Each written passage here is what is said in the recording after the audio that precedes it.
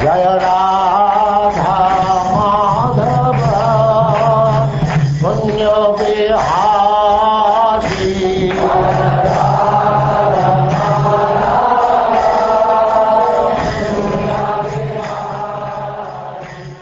And now chapter 15.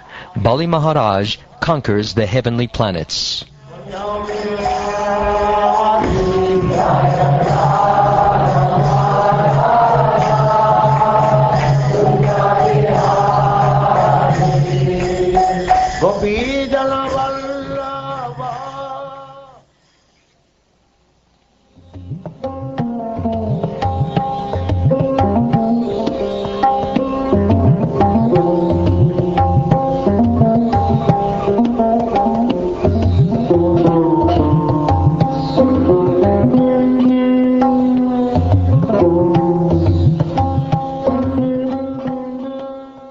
Maharaj Parikshit inquired, "The Supreme Personality of Godhead is the proprietor of everything.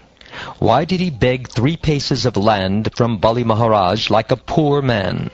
And when he got the gift for which he had begged, why did he nonetheless arrest Bali Maharaj? I am very much anxious to know the mystery of these contradictions." O king, when Bali Maharaj lost all his opulence and died in the fight, Shukracharya, a descendant of Bhrigu Muni, brought him back to life. Because of this, the great soul Bali Maharaj became a disciple of Shukracharya and began to serve him with great faith, offering everything he had. The Brahmin descendants of Bhrigu Muni were very pleased with Bali Maharaj, who desired to conquer the kingdom of Indra. Therefore, after purifying him and properly bathing him according to regulative principles, they engaged him in performing the yajna known as Vishvajit. When ghee, or clarified butter, was offered in the fire of sacrifice, there appeared from the fire a celestial chariot covered with gold and silk. There also appeared yellow horses, like those of Indra, and a flag marked with a lion. A gilded bow, 2 quivers of infallible arrows, and celestial armor also appeared. Bali Maharaj's grandfather, Prahlad Maharaj, offered Bali a garland of flowers that would never fade, and Shukracharya gave him a conch shell. When Maharaj Bali had thus performed the special ritualistic ceremony advised by the Brahmins, and had received by their grace the equipment for fighting, he circumambulated the Brahmins and offered them obeisances. He also saluted Prahlad Maharaj and offered obeisances to him. Then, after getting on the chariot given by Shukracharya, Bali Maharaj, decorated with a nice garland, put protective armor on his body, equipped himself with a bow, and took up a sword and a quiver of arrows.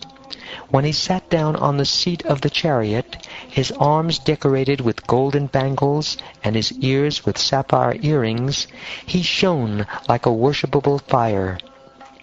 When he assembled with his own soldiers and the demon chiefs, who were equal to him in strength, opulence, and beauty, they appeared as if they would swallow the sky and burn all directions with their vision. After thus gathering the demoniac soldiers, Bali Maharaj departed for the opulent capital of Indra. Indeed, he seemed to make the entire surface of the world tremble. King Indra's city was full of pleasing orchards and gardens, such as the Nandana garden. Because of the weight of the flowers, leaves, and fruit, the branches of the eternally existing trees were bending down. The gardens were visited by pairs of chirping birds and singing bees. The entire atmosphere was celestial.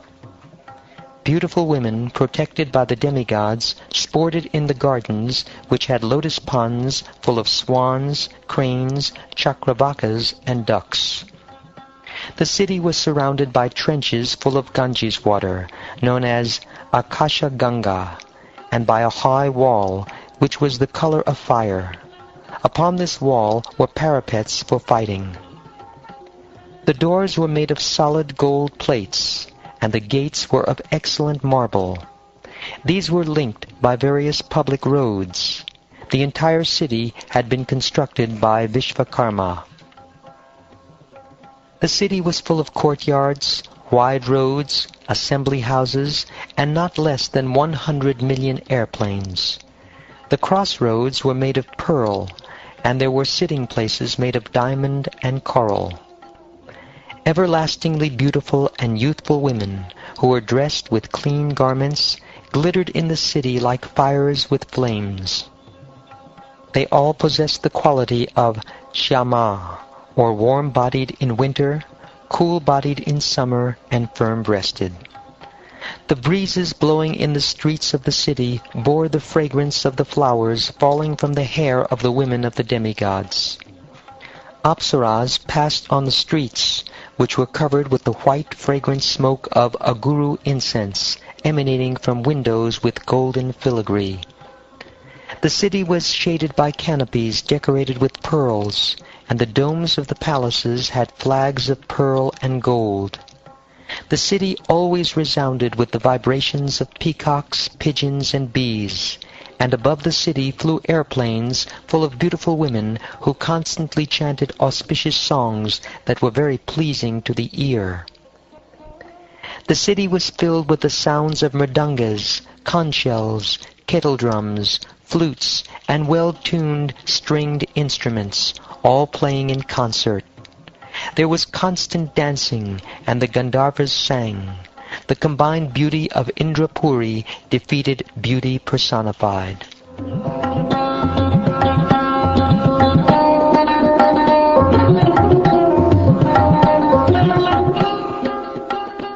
No one who was sinful, envious, violent toward other living entities, cunning, falsely proud, lusty or greedy could enter that city. The people who lived there were all devoid of these faults. Bali Maharaj, who was the commander of numberless soldiers, gathered his soldiers outside this abode of Indra and attacked it from all directions. He sounded the conch shell given him by his spiritual master, Shukracharya, thus creating a fearful situation for the women protected by Indra.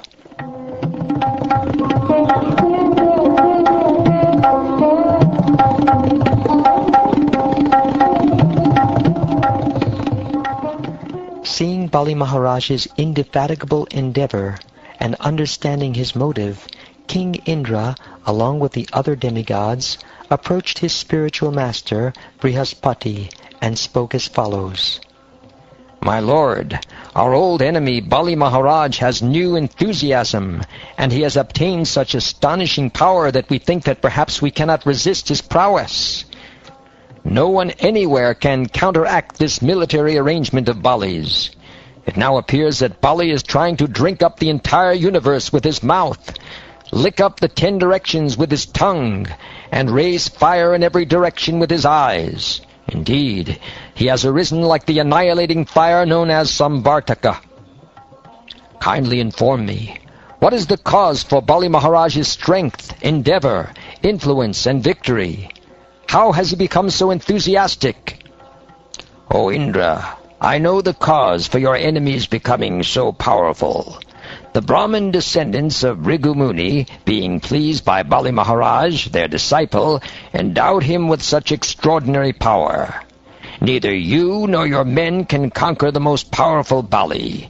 Indeed, no one but the Supreme Personality of Godhead can conquer him, for he is now equipped with the supreme spiritual power, or Brahma Tejas.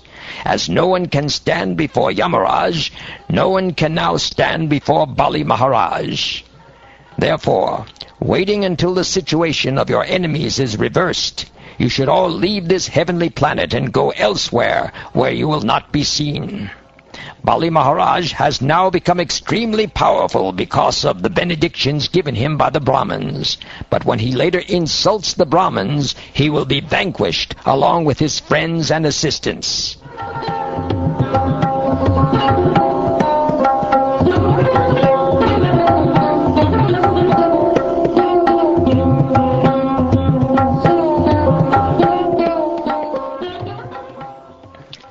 The demigods, being thus advised by Brihaspati for their benefit, immediately accepted his words. Assuming forms according to their desire, they left the heavenly kingdom and scattered without being observed by the demons. When the demigods had disappeared, Bali Maharaj, the son of Virochana, entered the heavenly kingdom, and from there he brought the three worlds under his control. The Brahmin descendants of Bhrigu, being very pleased with their disciple, who had conquered the entire universe, now engaged him in performing 100 Ashvamedha sacrifices. When Bali Maharaj performed these sacrifices, he gained a great reputation in all directions throughout the three worlds. Thus he shone in his position like the brilliant moon in the sky. Because of the favor of the Brahmins, the great soul Bali Maharaj, thinking himself very satisfied, became very opulent and prosperous, and began to enjoy the kingdom.